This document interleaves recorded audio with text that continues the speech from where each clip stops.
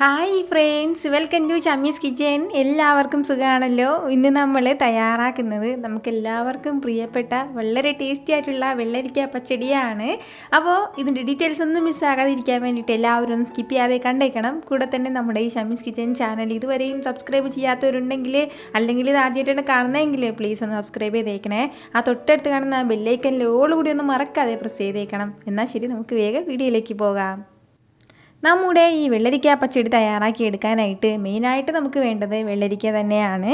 അപ്പോൾ വെള്ളരിക്കയുടെ തൊലിയും അതുപോലെ തന്നെ അതിനുള്ളിലുള്ള ആ കുരുവും അരിയൊക്കെ ഒന്ന് മാറ്റിയതിന് ശേഷം ഇതുപോലെ ചെറിയ ചെറിയ പീസാക്കിയിട്ടൊന്ന് കട്ട് ചെയ്ത് എടുക്കണം. ഞാനിപ്പോൾ ഒരു 2 കപ്പ് അളവിലാണ് ഇത് കട്ട് ചെയ്ത് എടുത്തിട്ടുള്ളത്. അതായത് ഒരു 400 ഗ്രാം അളവിൽ വെള്ളരിക്കയ്ക്ക് നമുക്ക് എടുക്കുന്ന കൂട്ടാണ് നമ്മളിതെല്ലാം ചെയ്ത് കാണിക്കുന്നത്. ഈ ഒരു അളവിലാണ് കേട്ടോ എടുത്തിട്ടുള്ളത്. നമ്മൾ സാധാരണ ഓണത്തിന് സദ്യയിൽ ഒഴിവാക്കാൻ പറ്റാത്ത ഒന്നാണ് ഈ വെള്ളരിക്ക പച്ചടി എന്ന് പറയുന്നത്. ഇത്രയും ആയിക്കഴിഞ്ഞാൽ പിന്നെ ഇനി നമുക്ക് വേണ്ട കാര്യം എന്താണെന്ന് വെച്ചാൽ ഇതെല്ലാം കൂടി നന്നായിട്ടൊന്ന് വേവിച്ചെടുക്കണം. എന്നാൽ ശരി, പെട്ടെന്ന് തന്നെ ഒന്ന് വേവിച്ചെടുക്കാം. നമ്മുടെ പച്ചടി തയ്യാറാക്കി എടുക്കാൻ വേണ്ടിയിട്ട് ഞാനിപ്പോൾ കടായി ഒന്ന് ചൂടാക്കാൻ വെച്ചിട്ടുണ്ട്. അതിലേക്ക് നമ്മളത് അരിഞ്ഞെടുത്ത് നമ്മുടെ വെള്ളരിക്കയെല്ലാം ചേർത്ത് കൊടുക്കാം. കൂടെ തന്നെ ഈ വെള്ളരിക്കയെല്ലാം ഒന്ന് വെന്ത് കിട്ടാനും ആവശ്യമായിട്ട് ഒരല്പം മാത്രം ഇതുപോലെ ഈ ഒരു 1/4 കപ്പ് അളവിൽ മാത്രം കുറച്ച് വെള്ളം കൂടി ഒന്ന് ചേർത്ത് കൊടുത്തിട്ടുണ്ട്. ഇതിനോടൊപ്പം തന്നെ പിന്നെ വേണ്ടതാണ് നമ്മുടെ വെള്ളരിക്കയ്ക്കും ആവശ്യമായിട്ടുള്ള കുറച്ച് ഉപ്പും കൂടി.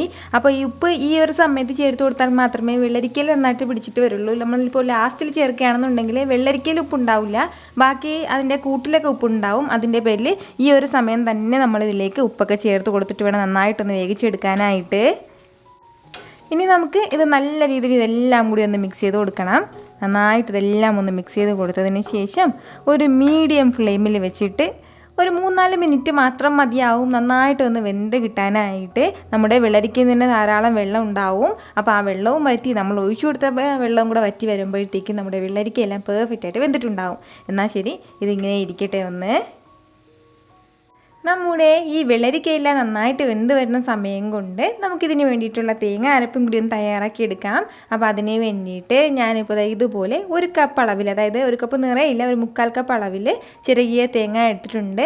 എപ്പോഴും പച്ചടിക്ക് നമ്മൾ തേങ്ങ ചിരകുമ്പോഴത്തേക്കും അതിൻ്റെ സൈഡിലുള്ള ബ്ലാക്ക് കളറുള്ള ബ്രൗൺ കളറുള്ള സംഭവങ്ങളൊന്നും വരാതെ എല്ലാം വൈറ്റായിട്ടൊന്ന് മാക്സിമം പറ്റുന്നത് പോലെ ഒന്ന് ചിരകി എടുക്കുകയാണെന്നുണ്ടെങ്കിൽ അത്രയും നല്ലത്. അപ്പോഴത്തേക്കും നല്ല വൈറ്റ് കളറിലുണ്ടാകും പച്ചടി, അതിൻ്റെ പേരിലാണ്.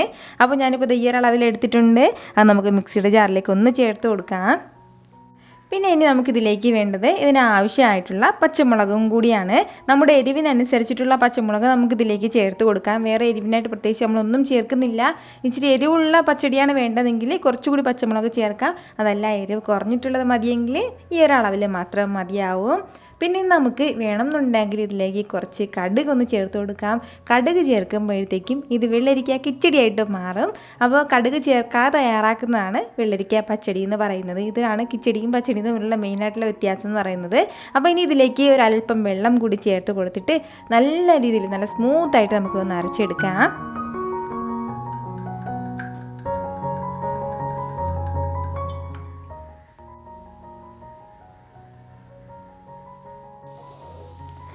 ഇതിപ്പോൾ ഏകദേശം ഒരു 3-4 മിനിറ്റോളം ആയിട്ടുണ്ട്. നമ്മൾ വെള്ളരിക്കയിലേക്ക് ഒഴിച്ചു കൊടുത്ത വെള്ളമെല്ലാം വറ്റിയിട്ടുണ്ട്.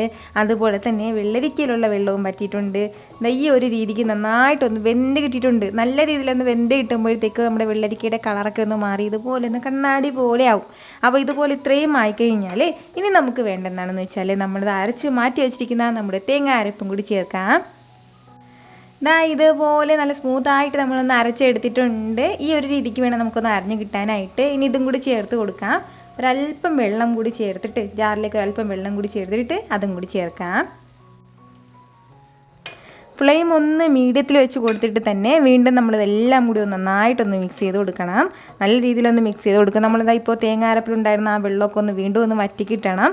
ഇപ്പോൾ ഇങ്ങ് കാണുമ്പോൾ തന്നെ അറിയാമല്ലോ, നല്ല വൈറ്റ് കളറിലാണ് നമുക്കിത് കിട്ടിയിട്ടുള്ളത്. അപ്പോൾ നമ്മളിപ്പോൾ തേങ്ങയുടെ ആ ബ്രൗൺ കളർ എങ്ങാനും വരികയാണെന്നുണ്ടെങ്കിൽ ഇതിൻ്റെ കളർ ലൈറ്റായിട്ട് വ്യത്യാസം ഉണ്ടാവും കേട്ടോ. വേറെ ഒന്നുമില്ല, ഇങ്ങനെ വൈറ്റ് കളറിൽ നിന്ന് ഒരല്പം മാറിയിരിക്കും, അത്രയും മാത്രമേ ഉള്ളൂ. ഇനി വീണ്ടും ഇത് നല്ല രീതിയിൽ വെള്ളമൊക്കെ ഒന്ന് വറ്റി വരട്ടെ. അത്രയും സമയം കൊണ്ട് നമ്മുടെ ഈ തേങ്ങയുടെ ആ ഒരു പച്ച ടേസ്റ്റ് എല്ലാം മാറിയിട്ട് തേങ്ങയെല്ലാം നല്ല രീതിയിൽ ഒന്ന് വെന്ത് കിട്ടിക്കോളും. 1-2 മിനിറ്റ് കൊണ്ട് തന്നെ നമ്മുടെ തേങ്ങയുടെ വെള്ളം എല്ലാം വറ്റിയിട്ടുണ്ട്. അതിൻ്റെ ആ ഒരു പച്ച ടേസ്റ്റ് എല്ലാം മാറിയിട്ട് നല്ല രീതിയിലൊന്ന് വെന്ത് കിട്ടിയിട്ടുണ്ട്. ഇനി നമുക്ക് വേണ്ട കാര്യം എന്താണെന്ന് വെച്ചാൽ ഫ്ലെയിം ഒന്ന് ഞാൻ ഓഫ് ചെയ്ത് കൊടുക്കുകയാണ്. ഫ്ലെയിം ഓഫ് ചെയ്ത് കൊടുത്തതിന് ശേഷം പിന്നെ ഇതിലേക്ക് വേണ്ട കാര്യമാണ് തൈരും കൂടി. അപ്പോൾ തൈര് വന്നിട്ട് നല്ല കട്ട തൈര് നോക്കി എടുക്കണം. ഞാനിപ്പോൾ ഇതുപോലെ ഒരു 1/4 കപ്പ് അളവിൽ തൈര് എടുത്തിട്ടുണ്ട്. അധികം പുളിയുള്ള തൈര് എടുക്കേണ്ട, ചെറിയൊരു പുളിയുള്ള തൈര് മാത്രം മതിയാവും. അപ്പോൾ ആ തൈരും കൂടി ഇതിലേക്ക് ഒന്ന് ചേർക്കുകയാണ്. നമ്മുടെ ടേസ്റ്റിനനുസരിച്ചിട്ട് നമുക്ക് ഇതിലേക്ക് തൈര് ചേർക്കാവുന്നതാണ്. അപ്പോൾ തൈര് ചേർത്ത് കൊടുത്തിട്ട് നല്ല രീതിയിലൊന്ന് മിക്സ് ചെയ്യണം. ഞാനിപ്പോൾ ഫ്ലെയിം ഓഫ് ചെയ്ത് കൊടുക്കണമെന്ന് പറഞ്ഞ കാര്യം എന്താണെന്ന് വെച്ചാൽ നമ്മുടെ കടായി നല്ല ചൂടാണ്, അതുപോലെ തന്നെ നമ്മുടെ വെള്ളരിക്കയെല്ലാം നല്ല ചൂടാണ്. അപ്പോൾ അതിൻ്റെ പേരിൽ പെട്ടെന്ന് ആ ചൂട് കൊണ്ട് തൈര് പിരിഞ്ഞു പോകാതിരിക്കാനാണ് പറഞ്ഞിട്ടുള്ളത്. എങ്ങാനും കുറച്ച് ചെറിയ ആ ഒരു നല്ല തിളയ്ക്കുന്ന ചൂട് മാറിയതിന് ശേഷം തൈര് ചേർത്ത് കൊടുത്താലും കുഴപ്പമൊന്നുമില്ല.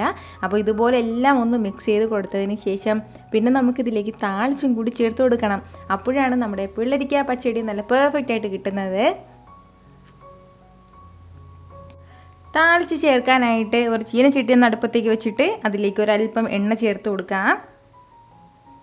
എണ്ണ ഒന്ന് ചൂടായി വരുമ്പോഴത്തേക്കും അതിലേക്ക് ഒരല്പം കടുക് ചേർത്ത് കൊടുക്കാം.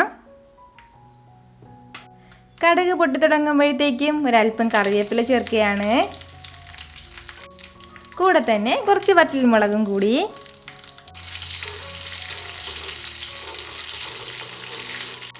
ഇതെല്ലാം കൂടി ചേർത്ത് കൊടുത്തിട്ട് നല്ല രീതിയിൽ ഇതെല്ലാം കൂടി ഒന്ന് വറുത്ത് കൊടുക്കണം. നന്നായിട്ട് നമ്മുടെ കറിവേപ്പിലയും വറ്റൽമുളകും എല്ലാം ഒന്ന് ചൂടായി കഴിഞ്ഞാൽ ഈ താളിപ്പ് നമുക്ക് നേരെ തന്നെ നമ്മുടെ പച്ചടിയിലേക്ക് ഒന്ന് ചേർത്ത് കൊടുക്കാം.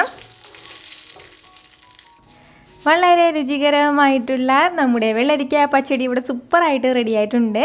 ഉറപ്പായിട്ട് എല്ലാവരും ഒന്ന് തയ്യാറാക്കി നോക്കണം. സ്പെഷ്യലായിട്ട് നമ്മുടെ വരുന്ന ഓണത്തിന് ട്രൈ ചെയ്ത് നോക്കിയതിന് ശേഷം നിങ്ങളുടെ ഫീഡ്ബാക്ക് എനിക്ക് മറക്കാതെ ഒന്ന് അറിയിക്കണം.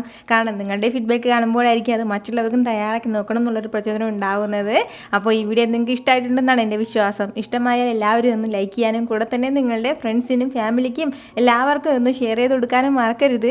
വീണ്ടും നല്ലൊരു ഉഷാർ വീഡിയോ ആയിട്ട് ഞാൻ വരുന്നതായിരിക്കും. അതുവരേക്കും എല്ലാവരും ഹാപ്പി ആയിട്ടിരിക്കുക, സന്തോഷമായിട്ടിരിക്കുക, എല്ലാവരും സേഫ് ആയിട്ടിരിക്കണം. Take care friends.